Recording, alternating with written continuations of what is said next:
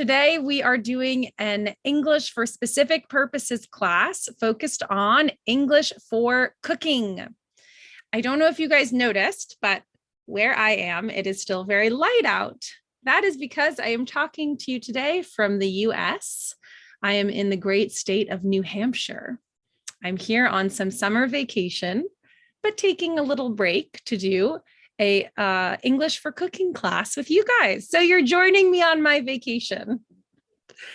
All right, let's start. Let me share the presentation with you. Okay. Here it comes.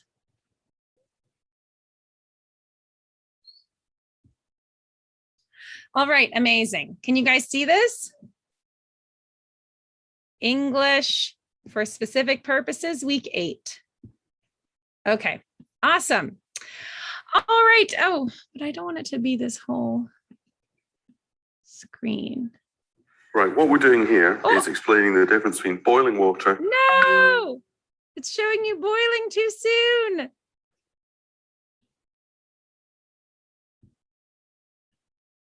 Okay, now it's back on the presentation, or it should be. All right, you guys, so let's get started. I'm going to tell you a little bit about the class today and what you can expect for those of you who it's your first time here. But first, let me introduce myself. So my name is Ariella. I'm the founder and CEO of the American Institute, which is an English school and a cultural center based in Algiers. I am American. I'm originally from Boston. I went and got my undergraduate degree at Colorado College and then my master's degree at Georgetown University, which if you know in the US, it means I moved from here all the way down to here, all the way over to here. I've lived in a lot of different places in the US. And then in 2018, I moved to Algeria. So I have been living in Algeria since 2018. I started as an English teacher at a local university, and then I opened my own English school. It is a huge honor of mine to work with the US Embassy to bring you these free courses. So today we'll be teaching what is called an English for specific purposes course, but we do many different classes with the US Embassy and we always have a great time on Zoom, chatting with you guys in the discussion, and then we post the classes afterwards on YouTube. So a little bit about what this series is about. So this class is part of the series called English for Specific Purposes. We have a class every Tuesday evening from 6:30 to 8 p.m. Okay, good. That's the right time of today. I just did my conversion because I'm not in Algeria thinking, oh no, is it much later? I'm a little late, but it is. The class was for 6:30 until 8 p.m. So it's an hour and a half long class. And it's 10 weeks, or it was 10 weeks. I have an update for you, but it was originally planned as a 10-week session. The classes are free and they always will be free. We have 500 spots to watch in person. And then we have recordings that we post afterwards for people who can't make the live class. And here is the program for this module, or this series rather. So we are actually on week 8, which is crazy. We've been doing this already for 8 weeks. We did 2 weeks of English for tourism. We did 2 weeks for English for health and medicine, and then one on mental health as a specialty. We did one on media and one on social media. Last week, we did English for humor, which was great fun. And this week, we're doing English for cooking. You guys will notice something if you've been with me before, or if you listened 3 seconds ago when I said it's a 10-week program, we have 10 sessions. In fact, the US Embassy has been so happy with this course that they have asked us to increase to a 12-week session. So we actually have 4 classes left after this one. So the new classes we're adding are week 10.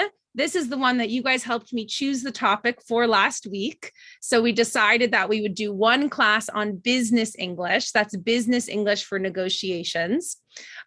We have 1 or 2 classes on academic English. So those are going to be really focused on academic writing. We have one in week 11 and one on week 12. And I'll give you guys more specifics on that shortly.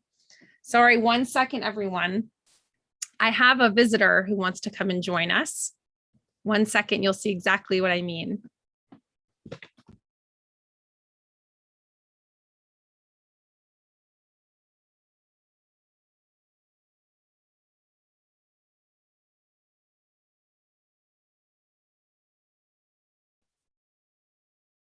Okay. Come here. I told you guys I'm on vacation. Come here. And someone couldn't handle not being in the room while I was giving the class. This is Peaches. Peaches will be here learning English for cooking with us. Someone said, can we cook him? All right. Anyways, I'm sorry I had to let the dog in or she would spend the whole hour and a half bothering us. This is my mom's dog. It's besides the point, but she's sitting next to me. And you guys who've been coming here and those who see, you'll know in 2 seconds, you'll see my dog slides that I love dogs. Back to the class. Okay, so the big update is that we have added 2 new classes and they're both on academic English. More details on that soon, but they will be focused on academic writing. This is great news, or I hope is great news for those of you who are interested in applying to study abroad programs, because deadlines are coming up this fall, usually around between November through January. So it's a really great time to work on your academic writing skills. Anyways, I just looked at the discussion. You guys are very cute. I also want to bring the dog to Algeria with me. This dog has stolen my heart, but sadly she's my mom's dog. All right, so a few more things about the class before we get started. This is a B2 level class. That's advanced intermediate level. So it means I'll be speaking with speed and difficulty for that level. If you have a lower level of English, you're welcome to be here. We're happy to have you with us, but it might be slightly challenging for you. So I recommend that if you didn't understand everything, you watch the recording later and go for a second go. You are more than welcome to join. I said this, if you have a lower level, and the sessions will be recorded later. The classes will run like this. Every week we have a different topic. Classes focus primarily on vocabulary because English for specific purposes is about specialized vocabulary for a specific area of life or of work. Okay, so a large majority of the class is vocabulary. Sometimes we have a skill development focus when relevant, and sometimes we also have guest interviews. At specific points, I'm going to ask you guys questions and I'll invite you to chat with us. You can chat in the discussion. Sometimes we ask you to come up on microphone as well. And sometimes we have polls. So even though this is a little bit one-sided, meaning I'm here on video, you're listening to me, I don't see you, we make the class really, really interactive. So share your thoughts, share your feelings, and type back to me. How to use the chat? Well, you guys are already using the chat. You can use the chat to respond to the exercises, to answer questions, to encourage each other. I'm often looking at my presentation, so I might miss some things in the chat, but usually I see kind of what's going on in there. We also have a Q&A feature. To be perfectly honest, I don't look at the Q&A a lot because it's a little bit too much to go between Q&A and chat, so I recommend the chat. But I always give you guys these 2 answers right at the beginning of the class because we get these questions all the time. Number 1, there is no certificate for this class. This is a free class. We don't monitor who comes in, who goes out, who watches the recording afterwards. So it is not a certificate awarding class. And yes, it is recorded. We post this on the American Institute YouTube, and the US Embassy also posts it on their YouTube channel. I'm going to have Sam. Oh my gosh, I have to put Sam up here. Look, I completely forgot. I'm going to have Sam type in the chat to everybody with the link to YouTube. So Sam is my assistant, and I have to bring him, quote unquote, on stage with me. And he will help me monitor the class. So in a second, you should see Sam joining us. Oh no. Okay, so class rules. Number 1, respect and civility. We are in a virtual world, but that doesn't mean that we can treat each other, without the basics, which are respect and civility. Hi, Sam. Welcome.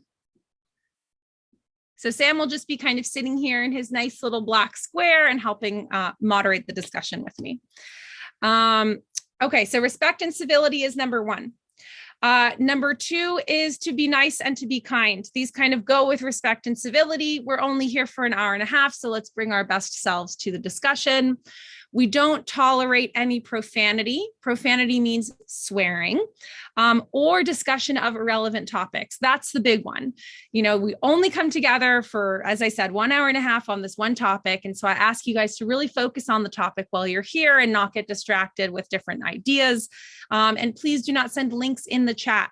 We do have a moderator. Sam is our moderator. If you are sending links in the chat, it's a quick way to get blocked. If you're sending inappropriate things, if you're swearing, he will kindly remove you from the class. Okay. We don't want that to happen. Everyone's here for a good learning experience. So focus, you know, join in with us and let's have a great time. Our last rule is to have a fun and positive learning environment, which as a kid, I always hated the rules that were like, the final rule is have fun. But here I am, a full adult, and I included in my list of rules. All right, so Sam just posted, although I think he needs to send them. There we go. Sam just posted in the chat the link to the American Institute YouTube, and we usually post the video of the class, I want to say 3 or 4 days afterwards. Okay, so now it's time to go into the class. And as you can see, we have a new dog picture. I don't know if you guys are familiar with the, I don't know, these memes where they pretend to use like dog language. So this dog goes, time to make woofles. It's also a pun, but we often have memes where we imagine how dogs talk and we get a little crazy. But do you see the pun in woofles? What's the... What word is it? Is it, how do we say that word in regular English? Does anyone know the word? What is a woofle? Okay, Waleed said woof, the sound the dog makes. Yes, and Aya said waffles. Very good. So woof is how we say a dog's bark. Like a dog goes, well, we don't say woof, we actually say woof. It's shorter. We say woof woof, but we spell it O-O-F. And waffles is something that we make for breakfast. Okay, cool. Great work, everyone. So here's our agenda for today. We have the welcome with the introduction and the class rules. We did it. Check, check. Now we have English for cooking. We're going to start with some cooking methods. I'm going to warn you, it's a little hard to describe cooking methods, so I have some videos for this. Next, we have equipment. Then we're going to go on to spices and herbs. And lastly, idioms and expressions. And I believe we're ending with some recipes. So the theme of today's class is everything cooking and everything related to kitchen. So this is relevant for you if you like to cook, if you want to be able to understand a restaurant menu, if you want to be able to understand a recipe, if you want to feel comfortable navigating a kitchen with an English-speaking friend. It's vocabulary that in order to advance in your English, you do need to master it. And it's very specialized. You only use a lot of this vocabulary when you're talking about cooking. Even if you come to me and you say, Ariella, I hate cooking, which I also don't really like to cook. So that's okay. You're welcome here. You still need this vocabulary even when you're reading a text. You might be reading something for your IELTS exam and they're using vocabulary describing the action of someone in a kitchen, and you need to be able to understand what it means in that text. So it is useful both inside and outside of the kitchen. But also people who love to cook are also welcome here, and I will accept any invitation to eat delicious food. And you know, I'm learning more things. I'm learning to cook more things. Okay. Oh my gosh, we have another cute dog. Here's our little cute dog going to cook. Let's get started, you guys. So this is our first discussion time. This is when you can come and join us on microphone. The question is, what is your favorite thing to cook? So the rules for microphone is you hit the little raise hand button. So I know that you want to cook. I know that you want to cook.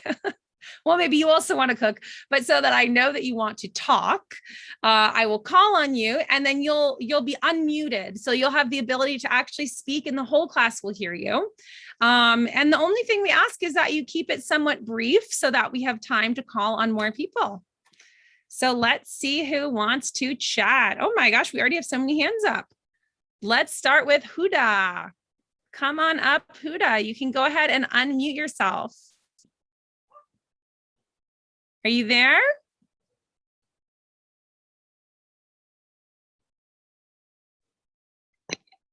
Hello. Hi, Huda. How are you? Hi, I'm fine, thank you. And you? I'm doing well. Thank you for being first, being brave. My pleasure. You are beautiful today. Oh, thank you, Huda. You're so sweet. I like favorite thing to cook couscous. Favorite? Traditional cook in Algeria. Okay. Exact in Bishar. Okay, so you cook like a Bashar style couscous. Is that right? Yes. Yes. Okay. And what makes Bashar couscous different from Algiers couscous? I'm sorry, I speak little English. No, Huda, you're doing amazing. I think you speak more than a little English. Thank you, thank you. Thank you so much, Huda. Thank you. Thanks. Okay. Bye. Bye-bye. Maybe someone in the chat can tell me what makes Bashar couscous special. But while we are doing that, are you guys hearing anything? Oh. Hello? Is it Faisal? Yes, it is. Hi, how are you? Hi, how are you? Doing good, doing good. Tell us, Faisal, what do you like to cook? I like to cook rishta. Ooh, rishta, okay. Yeah, And because I live in the middle of Algeria, Media, exactly. okay, very nice. Is there something special about the Medea rishta? No, it's like the Algiers rishta. It's the same. Okay, I have to tell you, I think rishta is my favorite traditional dish. I know that. I saw that in Instagram. Oh my gosh, I guess I'm telling everybody. All right, thank you so much, Faisal. Thank you. See you later. See you. Enjoy the class. Hi. I thought you called me. Lubna, I did call you. I didn't know if Faisal was I joining. didn't unmute it. That's why. Okay, well, you're up. Welcome, and tell us what you like to cook. Thank you. Well, my favorite dish is pasta because it's easy to make. Well, I tried to make my own pasta, but pasta. yeah. Okay. Mm-hmm. Yeah, the sauce is easy to make, and just to mix it. What type of pasta sauce do you make? Do you make a red sauce, a white sauce? I do make a red sauce. I'm actually allergic to red sauces, but anyway. You're allergic, but you cook and eat it anyways? Yeah, it's actually delicious. Like I take medication, so. You remind me, Lubna, you remind me of my friend who can't have cheese. We call it lactose intolerant when someone can't have cheese. Let me tell you, she eats a lot of cheese because she loves it so much. I mean, like the most thing that you want is like the ones that you can have. Okay. Yes, exactly. Yeah, it creates the desire. Okay. Yeah, exactly. All right. Well, thank you for having me. Thank you, Lubna. Thank you so much. Enjoy the class. Thanks. All right, let's do a few more. Oh my gosh, so many of you have your hands up. What about Hawa? Hawa, are you here? Sabria, if you're there, you'll be the last one. We got one more, and then we're going to go into our vocabulary. Hi. You're there. Hi, Sabria. How are you? How are you doing? Good. Doing well, thank you. Thank you so much. Thank you. I want to tell you about my dish, my favorite dish that I make. Mhm. The first thing I thought is American dish, but I think you mean Algerian dish. Anything. It can be any dish in the world. It could be a Thai dish or I don't know what. Okay, before telling you my favorite dish I make here, I'm from Mostaganem. It's west of Algeria. It's just near Oran. I think you know about Oran. Yes, I do. And I also know about Mustaganem. You know about Mostaganem? I do. I do. I've never been, but I know about it. I wish you have been here. I asked Khalid before you and Salman, and I told them why you don't come to Mostaganem and visit it. Okay, hopefully soon. I hope you come here and you visit. And Yeah. Khalid, he answered me. He told me, okay, I'll come, but unfortunately, Khalid he left. He had a very busy schedule, Khalid, but I hope to make it. I hope you can make it and come visit at Mostaganem. Okay. Thank you. I'll tell you about my favorite dish I make in Mostaganem. Okay. But not everybody they know it. Its name is qawarat. It's Arabic. Okay. It's kind like pasta, but it's small balls. It looks like couscous, but it's not couscous. Okay. And we make it with the meat, mashed meat. Mm-hmm. And this pasta, we make it with water and with butter at the last. After we added eggs and we added some cheese and it's very delicious. It sounds amazing.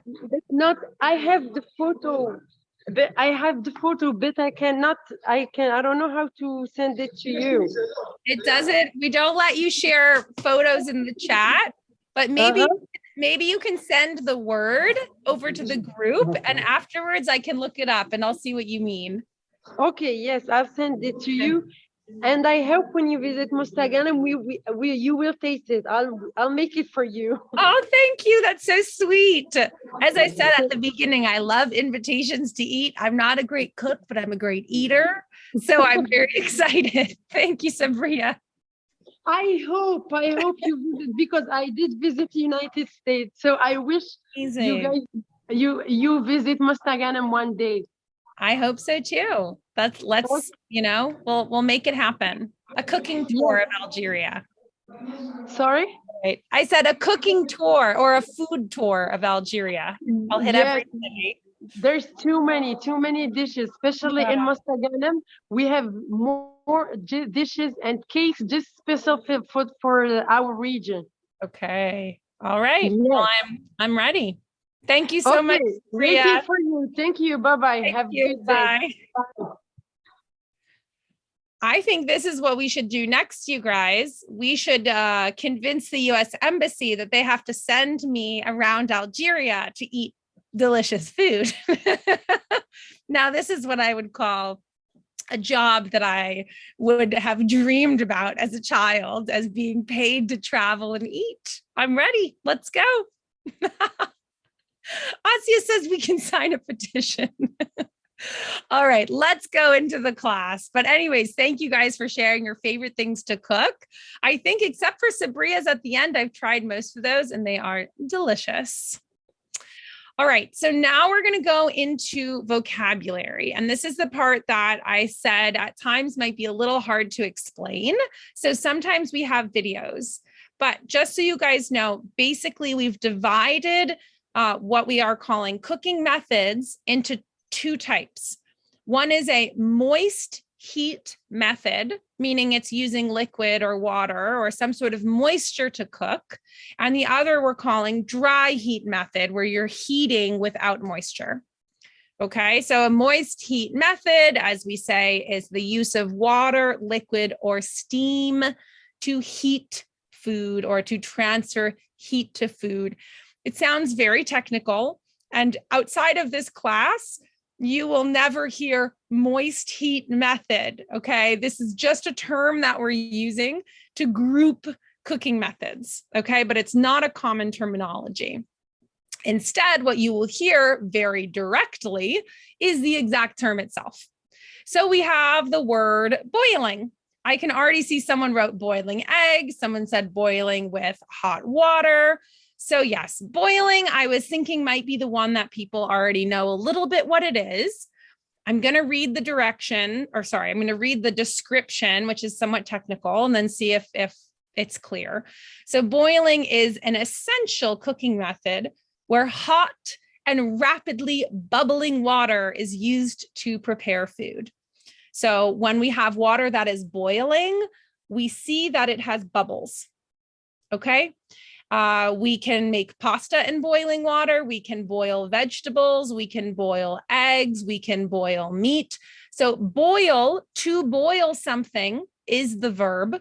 And boiling is, well, in this case, the noun, but it's also a description. We can say, put the pasta in boiling water. Okay. All it means is the water is so hot that it has bubbles. Okay.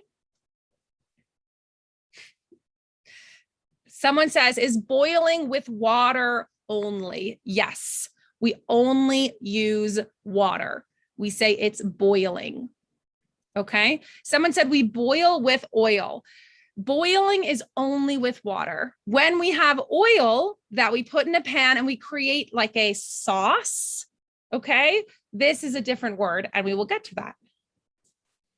Okay, so next, oh wait, before we get to simmering, okay, this is the video that no, actually the video is actually about boiling and simmering. Okay. Simmering. So simmering is when you are cooking food in hot liquid that is almost boiling.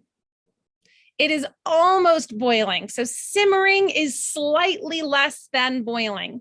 Now I'm going to show you guys a little video showing the difference between boiling and simmering. I'm not positive, but I hope the audio will come through. Okay.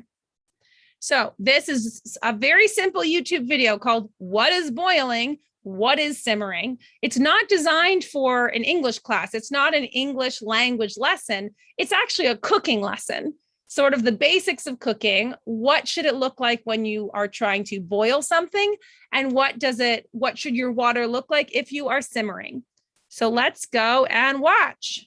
Right, what we're doing here is explaining the difference between boiling water and simmering water. Can you guys hear it okay? Jamie Oliver, we got some people who knows. Okay, very good. This one here, this pot here is full of boiling water. See the way that the bubbles are rolling up to the top and the surface of the water is completely moving all the time? That's what we call boiling. This, you can see the surface of the water is quite flat and there's some bubbles tickling up around the edge. So it's boiling, but only just. Well, that's what I would call simmering. Okay. Simmering is like it's about to boil, but it hasn't. Okay.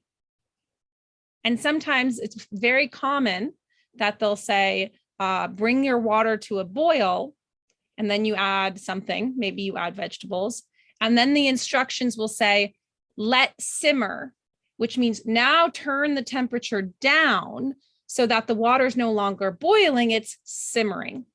Okay. All right, that was our first video. We have a few more. Let me go back to my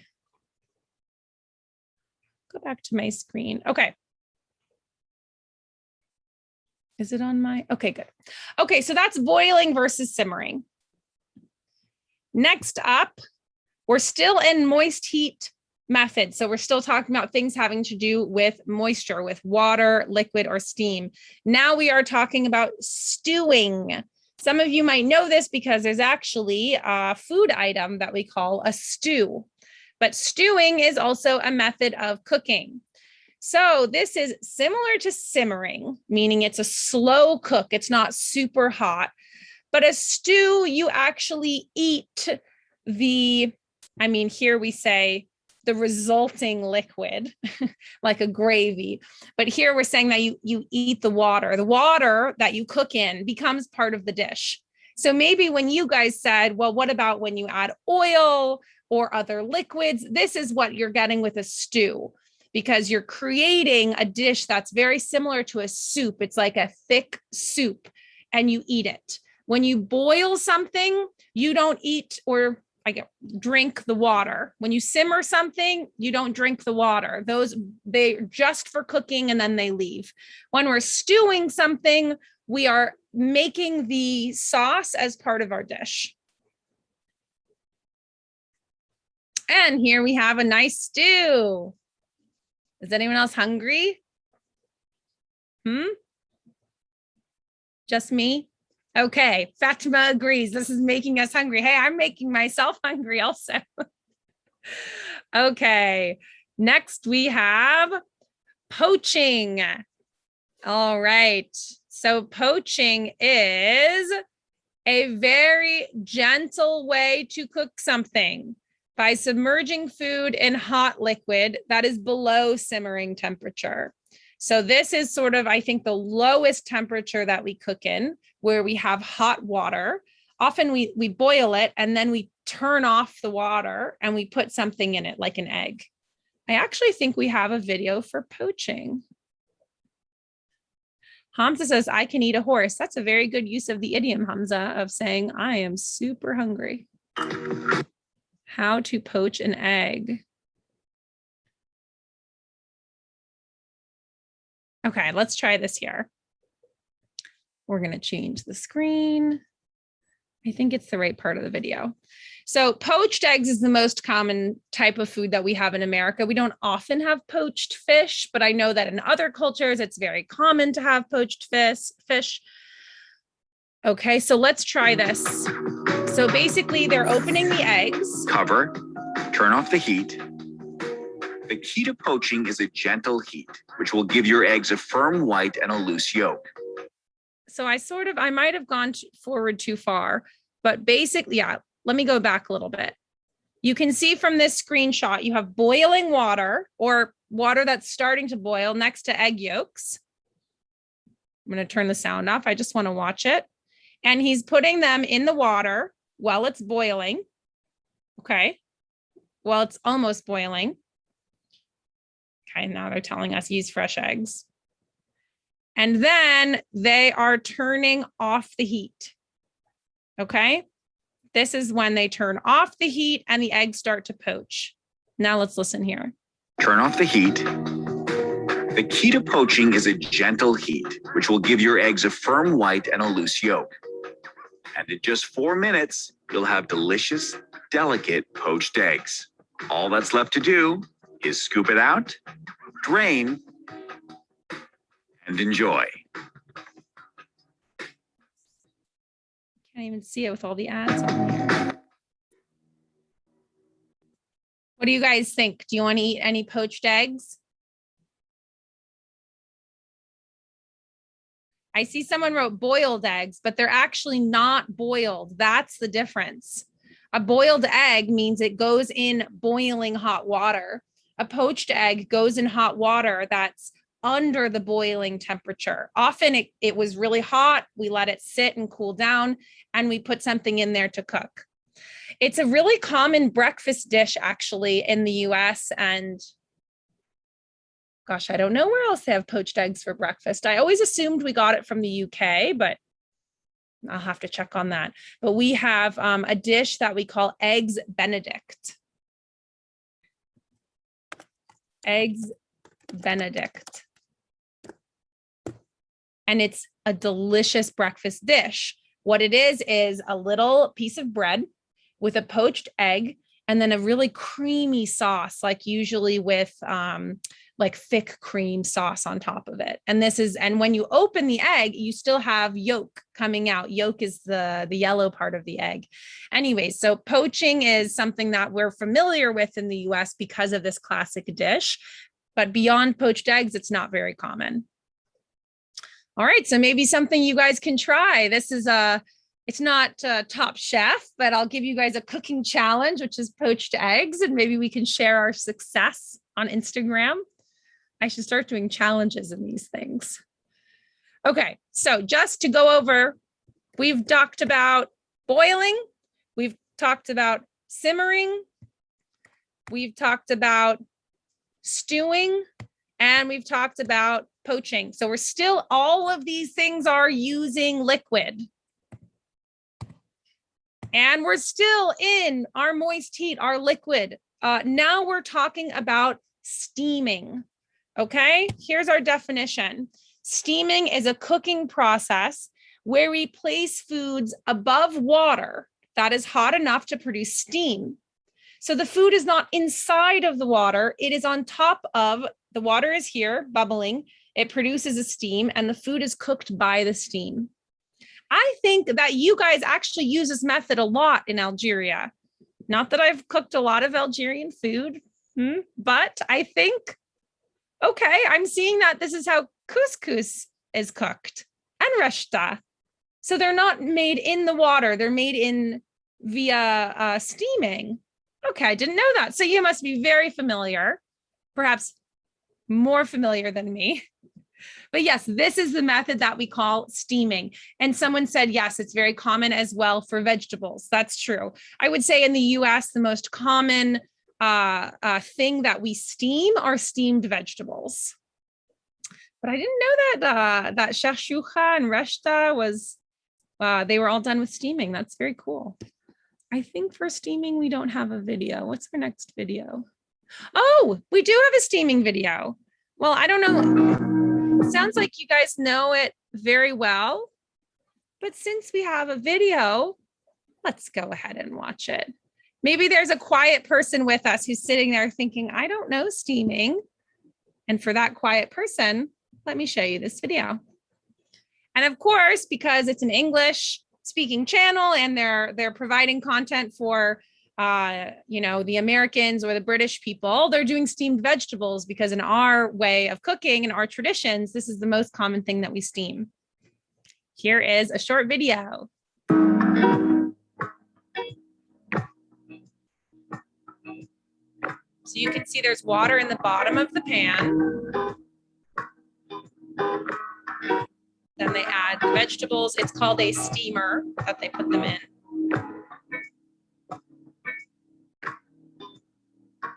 Now they're showing you how you know the vegetable's done.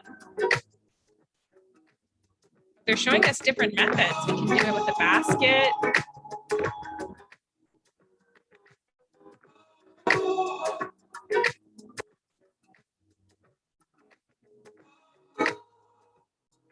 They're giving us a,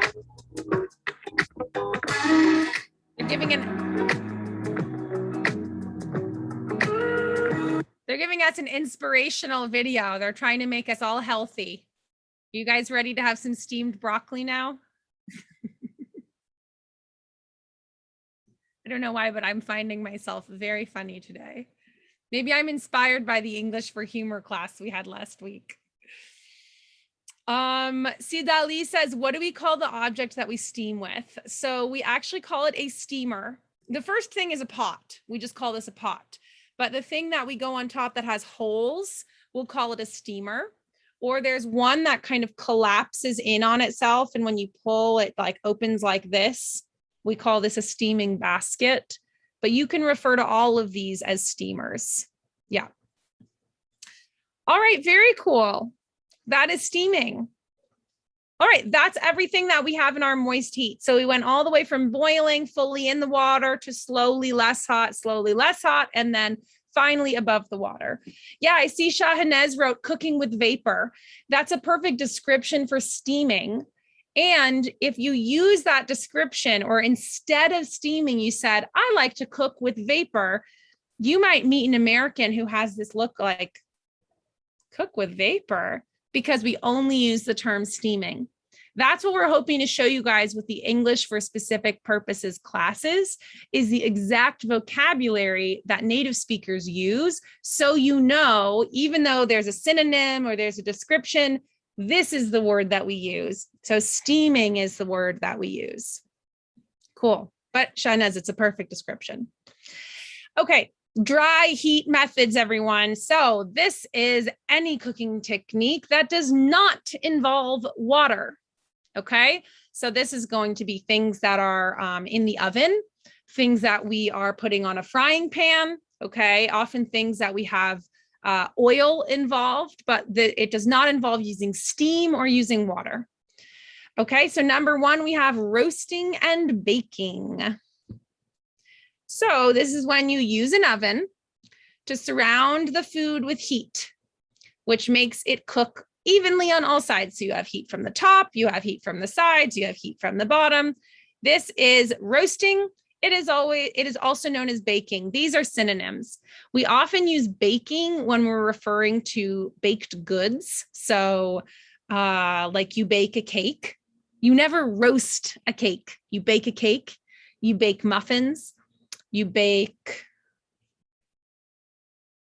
I don't know anything besides a cake and muffin, but many things. And then roasting we often use when we're talking about meats. So roast chicken, roast lamb, roast beef. Okay, but they both involve going into the oven and being cooked with heat. Okay, then we have broiling. To broil, you have a method where you expose food to heat from above. Okay, so when you broil something, you are blasting it with heat only from the top. And you often broil something at the end of the meal. So you've cooked it, maybe you've roasted it for 45 minutes. And for the last 3 minutes, you broil it. So you put that super high hot heat only from the top of the oven. And it can often give your meat or your meal a kind of glaze or a really nice crisp outside. It's a really nice method. And I want you to notice that broiling and boiling are not actually related. They're only one letter different, boil versus broil. They're not related. Them being similar words doesn't mean anything about the technique. Boiling is in a pot of water and broiling is in the oven. Yeah, people are saying like gratin, lemon pie, meringue. Honestly, you guys, I trust you more than I trust me.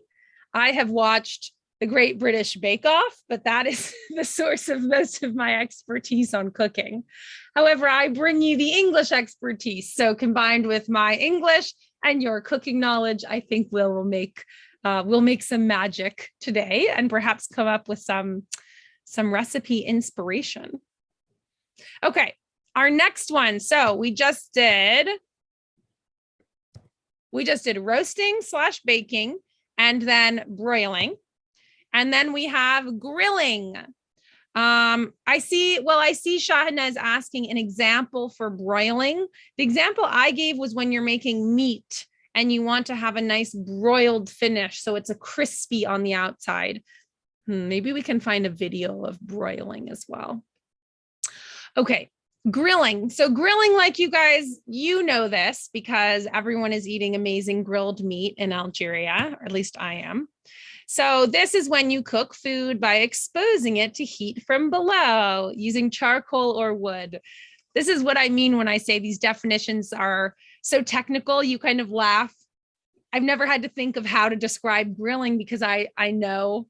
But for those who are wondering, how do we call this in English? We call this grilling. You can have a charcoal grill, you can have a wood grill. And another word for this is barbecuing. You can say grilling or barbecuing, okay? And then we have to saute. This is when you are cooking food in a pan with oil. And I think we actually, I'm 99.9% sure we got this word from the French. And I think this is the same word that a lot of people are using in Algeria still. This is a very common way of cooking, exactly like making sauces. Yeah. So we call saute or sauteing. So we keep the little accent on saute.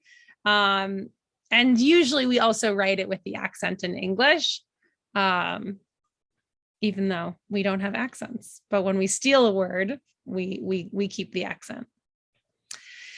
And then we have frying. So frying is like sauteing. The difference is the amount of oil. So you can do something called deep fry, where you submerge food in oil. Do you know what we deep fry? Give me some. Oh, you're already talking about them. French fries. Yeah. KFC. Yes. Deep fried food. We deep fry chicken wings. We can deep fry chicken drumsticks. That's KFC. We can deep fry, French fries. We can deep fry fish. If you've had fried fish, and it gives that thick crust. That's when you know it's been deep fried. Onion rings. Yep, absolutely. And then someone said donut. Technically, you can deep fry a donut. Me personally, I think a donut is already a very sweet, a very intense food item. I don't need my donuts deep fried. Oh, I guess when you're making donuts, the technique. Yes, you're right. And bagels. No, it's boiled. Bagels are boiled. Are donuts, I think are donuts fried or boiled?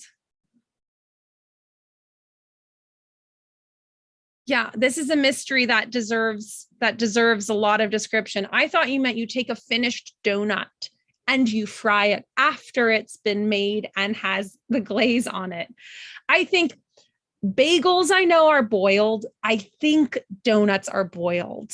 We're going to have to get an expertise on this. Maybe Sam can go do some internet research for us and provide an answer. Okay, so you deep frying, I think, oh no. Whoops, I skipped one. So deep frying is when it goes fully in the oil. And then we have what's called pan frying.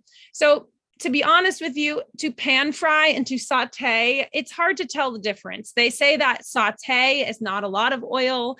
Pan fry is more oil, a medium amount. To me, they're both oil in a pan. You make the oil hot, then you add the food to cook the food. So I see saute and pan fry as kind of synonyms. I'm not the chef. Maybe Jamie Oliver would completely disagree. But for me, they're very similar. Okay, last we have what we are calling the combined method. It's only one that we have under combined, which we have a combination of dry and moist. So it's called braising. So this is where you're cooking food first in dry heat, so in the oven, and then you put it in liquid. So then you will put it in boiling or simmering water. This is kind of fancy. This is what you'll get maybe in a restaurant, or if you're someone who's very into cooking. I personally have never braised any meat, and I don't think you braise anything else. I think you basically just braise meat. Okay. All right, very cool. Do you guys have any questions about any of these methods besides our very important donut question, which we will get answered? Oh, I think Sam actually wrote back and said, donuts are fried. I'm in shock. I guess I should eat less donuts. Just kidding. I don't really eat that many donuts, but I do enjoy a donut. Okay, donuts are fried. Someone's saying, I don't understand braising. Let me see if I tried to get a braising video. Really, I don't think braising is very, I'll say, typical. I don't want to assume everyone is like me and doesn't cook that much, but braising to me feels fancier. So you start in the oven and you move into boiling water. Braising. You know, I don't think I'm going to be able to find a video in this moment, but it's basically a way of making sure that your meat is very, very tender. So rather than putting meat directly in boiling water, you put it first in the oven at a very high heat, and then you move it into kind of stew, like a stewing, but it started in the oven first. It's like a 2 steps. I hope that helps. And maybe we'll send an email out with like a braising video. I would love if we had some sort of homework, like a English for cooking homework, and everyone shared their photos of what they cooked. That could be very cool. Okay. Bilal is asking, what about slow cooking? Yeah, we didn't talk about using a slow cooker. I mean, there's slow cookers where you can make kind of like a stew over those 12 or 13 hours. There's also rice cookers. We didn't cover every single method. For slow cooking, I think I'd put it in the same category as stewing, because you're usually putting it with liquid, and then you're eating the liquid afterwards, like you're cooking it as a sort of saucy dish, at least the ones that I've cooked myself. But yeah, this is not what we call exhaustive. We did not cover every method, but these are the most basic or the most common that you'll encounter. Okay. All right, guys, it's discussion time again. Come on back on the mic. Tell us, what method do you usually cook with? Do you usually boil? Do you saute? Do you stew? Do you steam? Who feels brave and wants to share about how they cook? Let me see whose hands are up. If you had a hand up for the last question and you don't want to answer this one, put it down. I might call on you. I know sometimes people just leave the hand up. I'm going to give you 3 seconds to put hands up or down, and then you're coming on the stage. All right, cool. Let's go with Romesa. Hello. Hi, Romesa. How are you? I'm good. You? Doing well. Thanks for coming up. You're welcome. So tell us, what methods do you cook with? I'm not really, I don't really cook a lot, but I would say I'll go with braising. Okay. Yeah, braising. I usually braise vegetables. Can I say braise? I think so, yeah. Like you Okay. put them in the oven, and then you put them in water. No, not in the oven, but like in a pan. I put them in a yes. pan, we would say you pan fry or you saute. Yeah, but then I changed the method. That's why I said braising. Like I put them in a pan, I fry them, then I change the method to simmering. So Romesa, first you tell me you hardly ever cook, and then you come up here with a very complicated cooking regimen. It's the usual method that I use. That's why. No, I think for this there's no one name. I think you say I pan fry and then I simmer. Okay, so yeah, these are the main methods that I use. Okay, very cool. Thank you so much. You're welcome. All right, let's have someone else come up just while we're waiting. I'm trying to have gender parity here, so I see there's more women who want to join, and I'm gonna. Oops, I don't know if you guys can hear that in the background. Hello. Kamel, you're there. How are you? I'm doing great. How about you? I'm doing good, thank you. I'm hungry. Yeah. It's the first time to talk with you. It's an opportunity for me. Amazing. To speak with a native speaker. Okay. So I don't know anything in cooking, but I just know boiling eggs. Okay. It saved me when I was hungry. Okay. So as long as you have boiling water and eggs, you will survive. Yeah, it's very easy. Okay. Well, thank you so much, Kamal, and welcome. Welcome to the class. Thank you. Goodbye. All right. Bye-bye. That's funny. Someone earlier said boiling eggs is like the only thing men can do or something. I didn't see the full comment. It went by. I wonder if it was Kamel saying boiling eggs is all that I make. But I've met many men who are great cooks. Okay. How about Huda? Huda, do you want to share? Hello. Hi, Huda. How are you? I'm fine, thank you. So tell us, what cooking methods do you usually use? Yes, I usually cook with vapor. Cook with Because- vapor. Do you yes, remember? Do you remember how we say this? because I eat healthy food. Mm-hmm. I use regime. We say And- you're on a diet. Diet, yes, diet and sport. Okay, we call this, I just changed the slide so you can see, we call this steaming. You can say I steam my food. Steam, yes, Mm. steaming. Very good. Yes, steaming Thank is you. very healthy because there's no oil. Yes. But sometimes, don't you miss the taste of nice oil? I very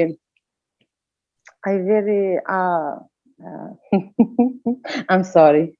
Huda, you're doing great. You're doing great. Yes, I am learning English level 2. Amazing. Thank Well, thank you for joining us. you.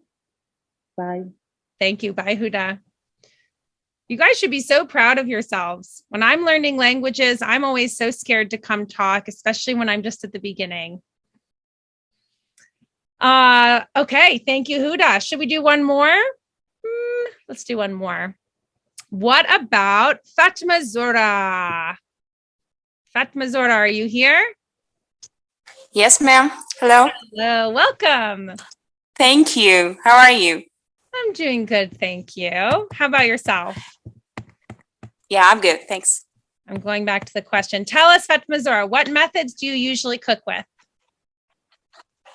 I think I usually use steaming and boiling and the third one, what was it? Rather than deep frying and sauteing, because I think the first two ways are more healthier than frying or sauteing. Okay. So you said steaming and boiling. Is that right? Yeah. Yeah. Also grilling. Yes, I love grilling. Mm-hmm. Amazing. Yes. I think we have a very healthy group. You guys are very health conscious, which is great. I'm the only one who likes to Thank you. fry my food in oil. Yes, but also delicious. The frying things are delicious. They are. All right. Yes. Thank you so much, Fatma Zora. Thank you so much for giving me this opportunity. Of course. Thank Talk to you. soon. Goodbye. Oh, you guys, I wish we could have the conversation with everybody. I know there's more of you with hands up. It's so fun. Okay, let's keep going. We're going on to kitchen equipment. Kitchen equipment. So this is what we call, well, actually there's 3 words for this. We have utensils, we have cutlery, and we have silverware. All of these are synonyms. I would say cutlery is maybe more commonly used in England, but honestly, we use these interchangeably. So in my family, we often call it silverware, but utensils is okay as well. So this is the category of kitchen equipment. You guys, I see you already put in the answer for what this utensil is. I'll say, what is this utensil? And you'll tell me. It's a fork. Beautiful. The next utensil is what? Spoon. Good. Okay, but I want you to take away, because maybe you already knew fork, maybe you already knew spoon. I want you to take away the category title is utensils, cutlery, and silverware. Utensil is a countable. You'll say this is a utensil. Silverware and cutlery are not. You'll say it is a piece of silverware or a piece of cutlery. Spoon. And lastly, what is this? You guys were ready. You knew knife was coming. Knife. It's funny, the fork and the spoon are what we call table fork, tablespoon. The knife is like a butcher knife. Okay, now we're back onto equipment. So this is not considered a utensil, okay? Utensils are just things that we cut with or we eat with or that we mix food with. Anything that's like a big spoon is also a utensil. Who knows what this is? I see wrap. I see garlic shaper. I see shredder, grinder. Good questions. 3 more seconds. Any other guesses? I see grater, gator, grater, grater. Aya and Miriam. Oh, no, not you, Miriam. Sorry. Aya and Suad were the closest. Oops. Oh, no. This is called a grater. We use it to grate cheese. We can use it to grate carrots. I know in Algeria, you use it to grate onions. You guys are crazy. There's tears everywhere. But anyways, you can use it for lots of different food. Garlic as well. Good. What's the next one? You might have already seen it because I accidentally showed it. Yeah. Amal, got it. Cutting board. Someone said chopping board. It's most commonly called a cutting board. There's actually one other word that we use for it, maybe just in the US. I'm not sure if it's very common, but we also call this a breadboard. It's a cutting board and it's called a breadboard. It's not for bread, it's just for cutting, but we have the term breadboard as well. You can see here, this one is wood, but sometimes they're also plastic. Be careful on the spelling of board, because if you spell it B-O-R-E-D, you're using the adjective of someone who's bored, like, I'm bored. You need to spell it B-O-A-R-D in order to make it the noun. And then it is a sort of plank of something, a board. All right. Or Sideli says to board a ship. Right. It can also be a verb, to board. And what is this? Does anyone know? I have whisk and mixer and whisk and whipper. Ooh. Mixer, whisk, mixer. Okay. It's a whisk. We call this a whisk. We're often using it to whisk creams and eggs and frothy things that we want to stay light. And sometimes when we're baking, Kamel is telling us he doesn't even know how to say the word for this in Arabic. Well, now you know in English, and you whisk. And Kamel, you can start to whisk your eggs and make scrambled eggs. All right, what is this?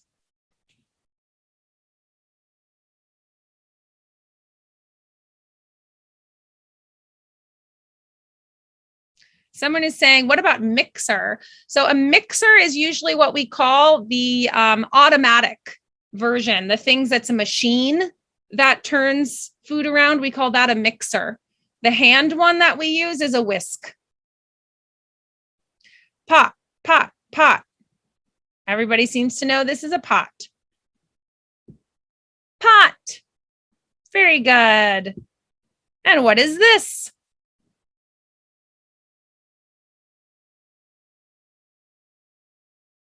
Pan. Everybody said pan. Good. Oh, okay. We're going to be specific. It's a frying pan, but you can also just call it a pan. So when we're talking about kitchen equipment, we often use the phrases pots and pans. There were all these pots and pans. Okay. Because there's many different specific kinds of pots and specific kinds of pans. It is not a pancake. A pancake is a type of food that you make in a pan. And who knows what this is?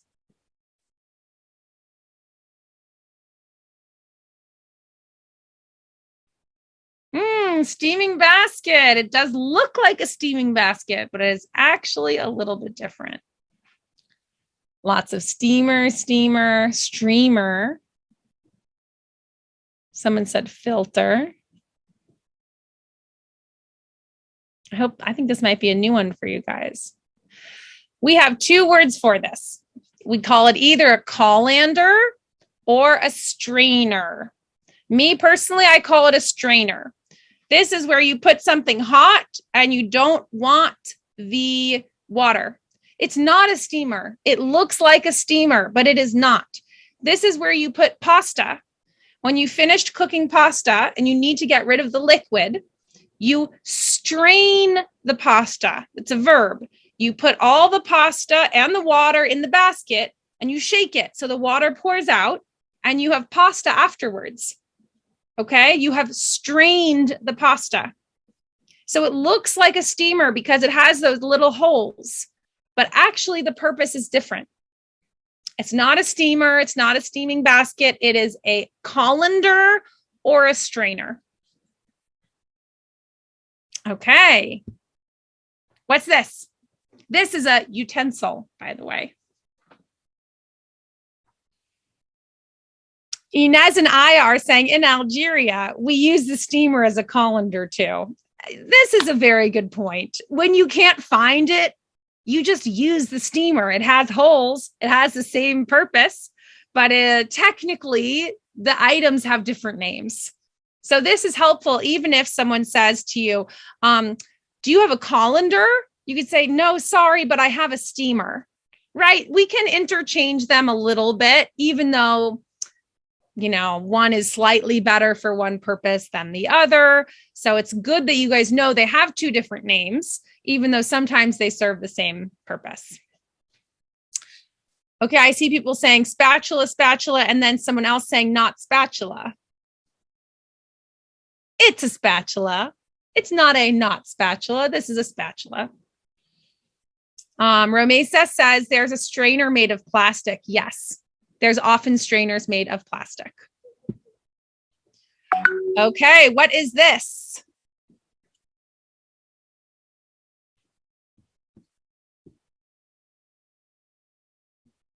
Any ideas?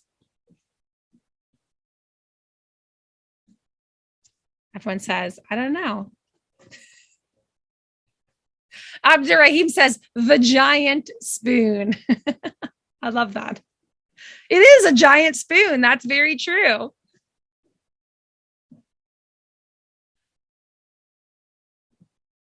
Spoonardos. Are you guys just messing with me or you just don't know the name? Ah, Sharif. Very good, Sharif Adine. It's a ladle. Ladle, ladle. And I think I'm learning some French. I see in louche. I didn't know that. This is a ladle. It is a big spoon, but it's very tall. So you can ladle soup. You'll find with a lot of this equipment, the noun and the verb are very connected. So we call it a ladle. And what we do with a ladle is we ladle. We ladle soup with a ladle. Okay? It makes life a little bit easier when you've learned the terminology is all very similar. And what are these? You guys keep telling me that you use this for making bagrir, which I don't know what that is. More things I need to learn about and try. Okay, I see peeler, peeling potatoes, used for potatoes, peeler. Peeling. Bagrir is like a pancake. Well, I like pancakes. Oh, the Algerian crepe. I think I have had this. Does it have a lot of little kind of black spots on it?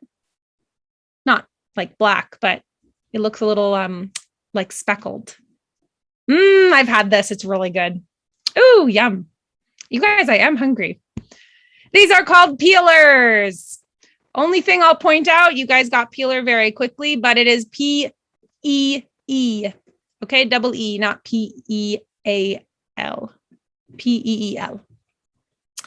All right, and then we have appliances. What do we think this is? Microwave, microwave. Anything else? Microwave oven. Oh, very good. It can be a microwave oven. Microsoft. Celia, that's funny. Microwave. I was waiting for someone to say micro-onde, like the French version, but you all said microwave. What is this?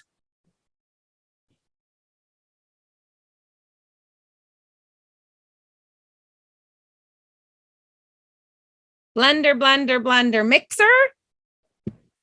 This is a blender. You know, mixer is interesting because more and more people use the word mixer, but it's kind of a generic term. To me, a mixer is something that you use when you're baking, and it's usually points downward and mixes. But I'll have to check if there's a more technical definition, but this is definitely a blender. And what is this?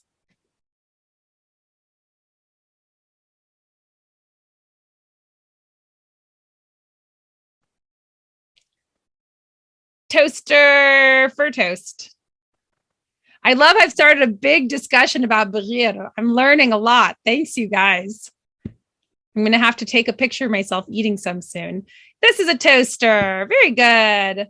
Now, we don't have a lot of time left, so I'm going to run through this a little bit quickly because I want to get to our idioms.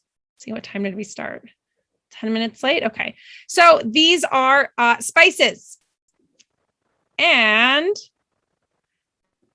we have this is salt, which you guys guessed. What's this one? What's the sort of opposite of salt? Salt and pepper. Other people are specifying black pepper. Good. When we say pepper, you can refer to two things. You can refer to the vegetable or to the spice. So sometimes you do need to clarify black pepper. But when you're saying salt and pepper, it's very obvious it's the spice. You don't need to clarify. Very good. Black pepper. And what is this? I will be impressed if you guys can get this from the picture. Yes, there is white pepper, but if you're talking about a spice, the assumption is you're talking about black pepper. You have to clarify if it's white pepper because it's less common. Cumin. I have seen cumin spelled in many different ways. I'm seeing a lot of cumin, cumin, cumin, cumin.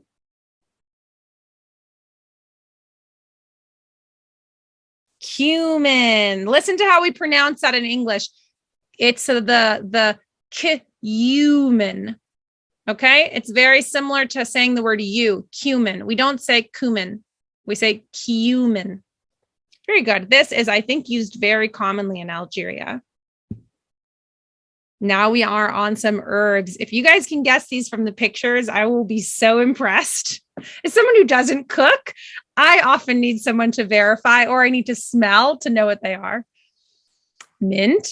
Someone said thyme. Most people are saying mint. Mint. Good job. Mint, which we're using mostly in teas. Oh, this one had the word already. Okay, maybe because it's too hard to guess. This one we call cilantro. And this one, okay, this one doesn't have it. Does anyone know what this is? Coriander. Someone said persil. Do you guys know what persil is in English? That's actually how you say. Thank you, Amel. Parsley. Very good. Yasmin said, I don't know the difference between cilantro and parsley. Well, Yasmin, you're not alone. I often think I'm buying cilantro and I have bought parsley, or I think I'm buying parsley and I have bought cilantro. So I just put them on and I enjoy. One thing to know about the word cilantro, there's actually two different ways to pronounce it. You can pronounce it cilantro and you can pronounce it cilantro. Okay, it's kind of different regions. Some regions say cilantro, some regions say cilantro. It's completely acceptable in both ways. It's kind of considered like an accent. So it's not right or wrong. You pick which one you like. Me, I say cilantro. Okay. Oh my God, we have more herbs. All right, let's go. Who knows what this is?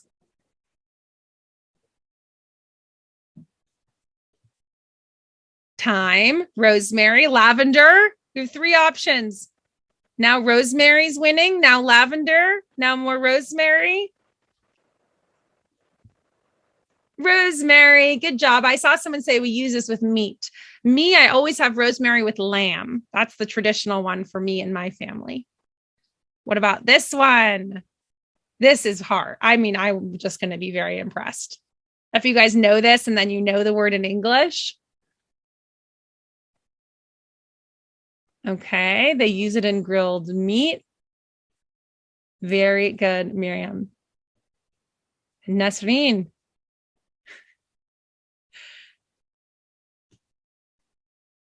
I'm laughing. There's a conversation about how you should marry the girl who knows the difference between parsley and cilantro. It's happening in the chat. Bay leaves. Bay leaves is plural. Bay leaf is singular. This is often something that we put to add flavor, like in a stew, and then we remove it. You don't eat the bay leaf. It's quite crunchy, but it adds flavor. Very good. And lastly, what is this? Thyme, lavender. Someone's saying some people do eat the bay leaf. Okay. Thyme. Very good. And you hear that this is pronounced exactly like time, T-I-M-E. It's just spelled differently. Thyme. Awesome, you guys. So we had some questions and we're going to come back to them. Oh my gosh, our American dishes. But I want to do idioms because idioms are always at the end and then we lose time for them. Sidali says, can we eat now? I am also quite hungry. We're going to do idioms. And then after we finish with our idioms, we'll go back to the discussion questions. So we'll end with conversation as I know a lot of you guys still had your hands up. So first, we're going to start with idioms. An idiom is an expression that is non-literal. Okay, non-literal, meaning it has a definition unrelated to what it sounds like. Okay, so number 1, we have a watched pot never boils. Number 2 is simmer down. It's usually said as an instruction, simmer down. Number 3 is now we're cooking. And then the last one is cool as a cucumber. So these are the 4 idioms. I want you guys to guess which one meets the definition. So this is our first definition, to be making progress or do something better. Which idiom means to be making progress or doing something better? Is it a watched pot never boils? Is it to simmer down? Is it now we're cooking? Or is it cool as a cucumber? Wow, you guys are good at this. Now we're cooking. Good. When people say now we're cooking, it means now it's working. We're making progress. We're moving forward. Imagine you're doing a project with someone, I don't know, making a cake, or no, it's too literal. You're building a table and you're confused and you have the wrong tool and you have to call a friend and it takes a while. And then finally you start to build the table. It's coming together well. You have no more problems. It's almost finished, or you're making good progress and you turn to your friend, you say, now we're cooking, meaning now we're making progress. Now it's working well. Okay. All right, cool. Next. Very relaxed and calm. Tell me, what is this the definition for? Is it the definition for a watched pot never boils? Is it the definition for to simmer down? The definition for cool as a cucumber? Okay, I see some people with number 1, some with number 4.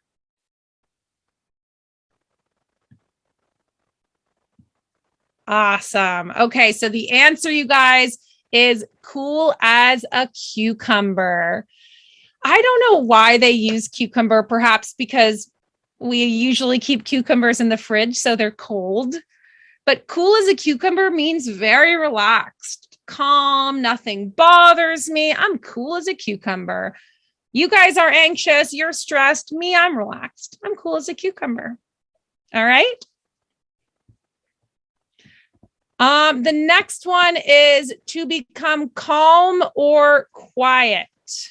What does it mean to become calm or quiet? Is this a watched pot never boils, or is this to simmer down?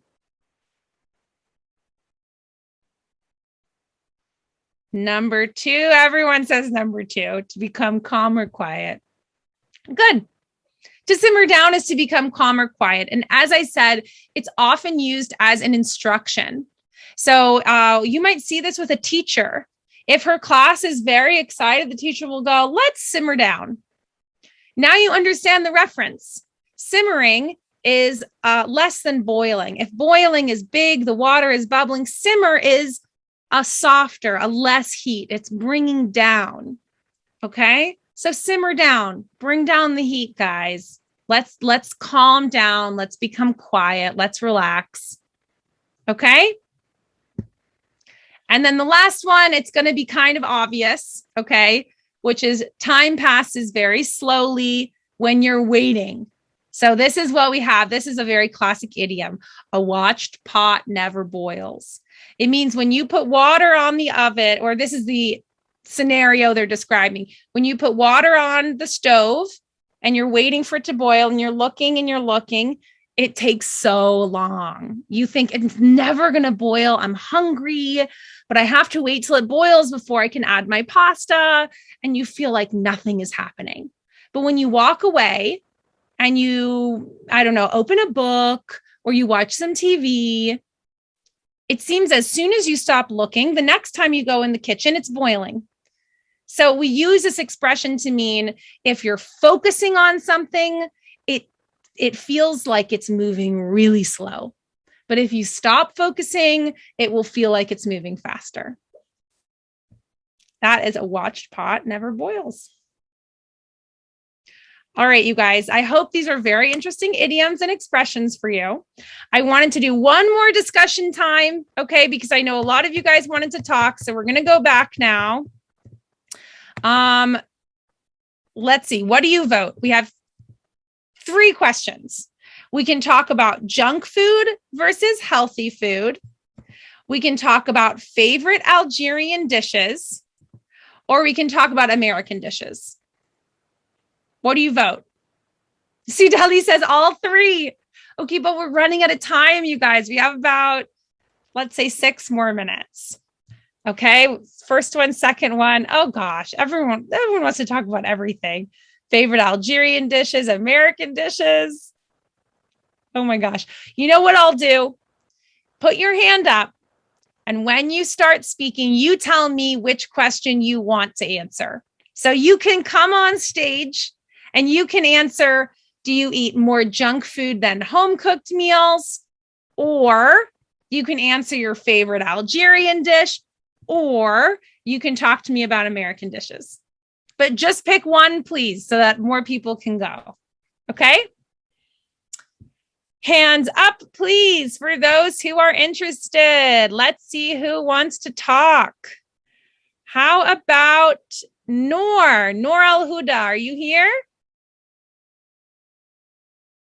Oh, Noor says, I hear you. Oh, Noor, we can't. I'm here. Oh, you're here. Welcome. Yes.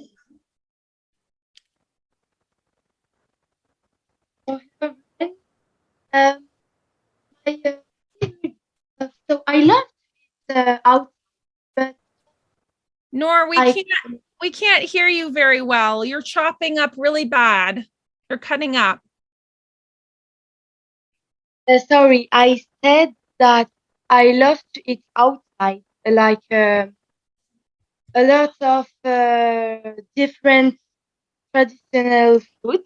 Okay. But when I come home, my mother or my family cook a traditional. Okay, Noor, I think you have a bad connection, but what I heard is you love to eat outside, but then when you come home, you're maybe eating that those home cooked meals, that traditional food. from your Yes. mother or your father. Is that right? Yes. Okay. Amazing. All right. Thank you so much, Noor.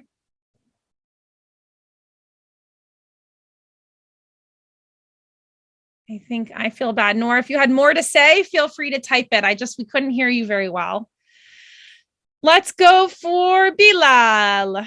Go ahead, Bilal. Tell us and tell me, what question do you want to answer? Junk food question, traditional food, or American food? Hey, Ariella, how are you doing? Doing well, thanks. How are you? I'm pretty good, thank you. So we want to. My favorite dish is couscous, of course. Okay. That's Couscous, our of traditional course. dish. And Okay. when we talk about my favorite American food, is it gonna be fast food or you have some dishes? I don't know. Bilal, it's a good question because American food we're most famous for is fast food. We have a few dishes I'll show you guys right before we finish. Do you have any American food that's your favorite? I would say a burger, A double burger. cheeseburger. Double cheeseburger. Okay. Okay. I do think that's something America brought to the world is the double cheeseburger. Here we go.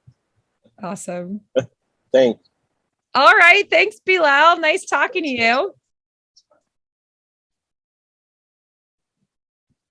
All right, cool. Let's have someone else go. I know we're short on time, but I kind of want to just get you guys up here while we can. What about Nesreen? Nesreen, are you here? Yes, I'm here. Can you hear me? Yes, we can. Oops. Sorry, I showed you guys my slide. Okay. Hi, Nesreen. Welcome. Yeah, thank you. Thank you for having me. So basically, I'll be talking about my favorite Algerian dish, which I'm sure that everyone in the chat room likes it. It's mhajib. Tell me everyone who likes it. I guess everyone do so. I think so. I think so. Definitely. So have you even tried it before? I have tried mahajib. I tried it in Blida and it was delicious. In Blida. I think so that you have to try it in La Caspa. Okay. Yeah, I guess they are the best ones who makes it. Okay.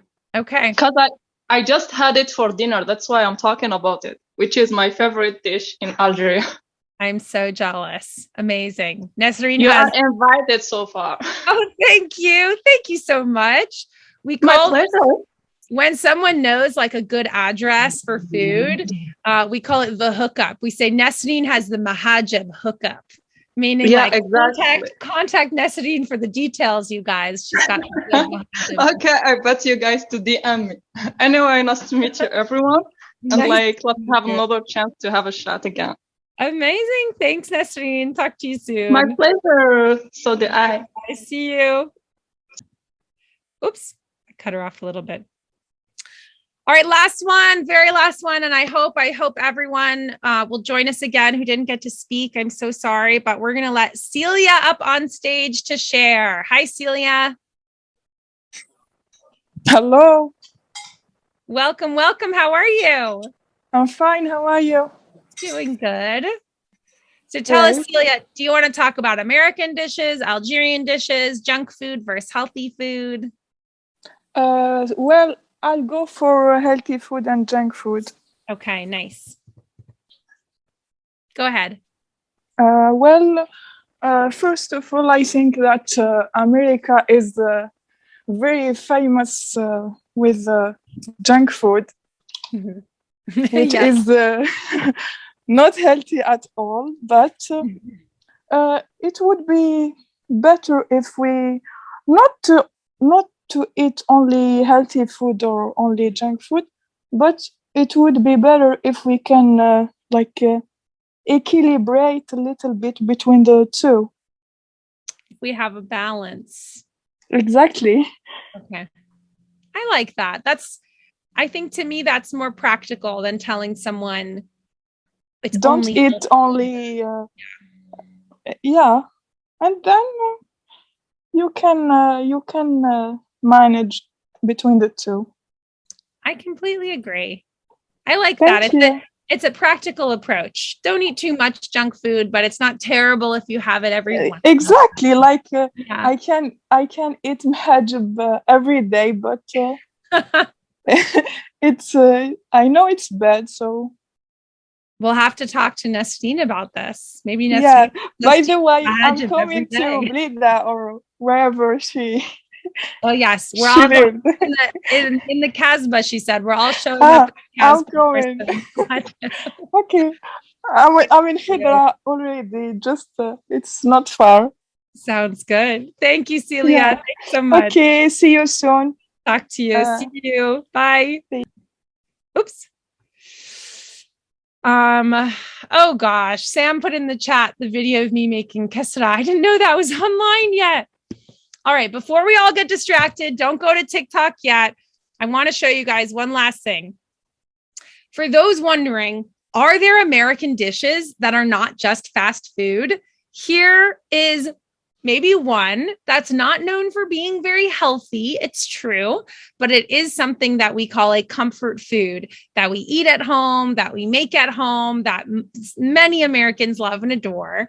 And we call it mac and cheese. Mac is short for the word macaroni because it's the specific kind of pasta. You can see that looks kind of like, we call it elbow pasta sometimes. It's a little bit like, I don't know, of a squiggle.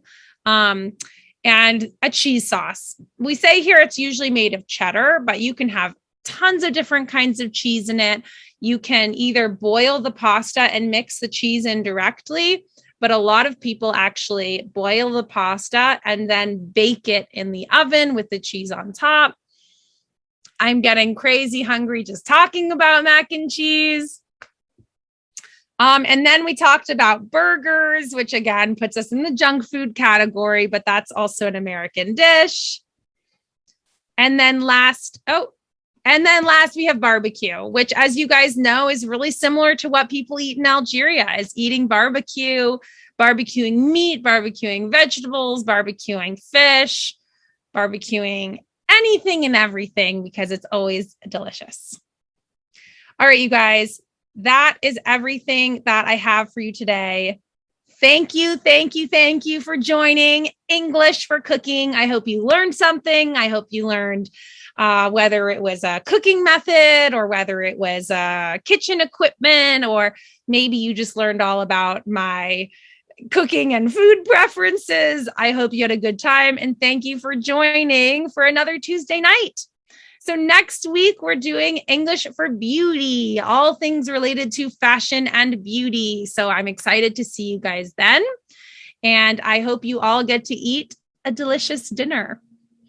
All right. Good night, everyone. Talk to you next week.